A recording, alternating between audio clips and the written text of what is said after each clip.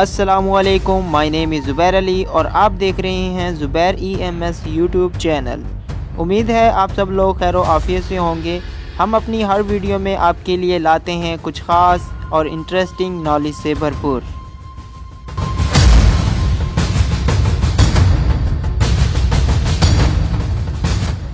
परिंदों के दांत कब निकलते हैं?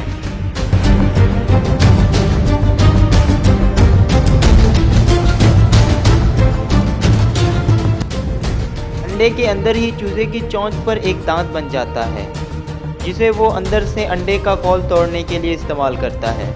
खोल से बाहर आने के बाद उसका ये दांत गिर जाता है, क्योंकि इस बेबी परिंदे को उस दांत की फिर कभी ज़रूरत नहीं पड़ती।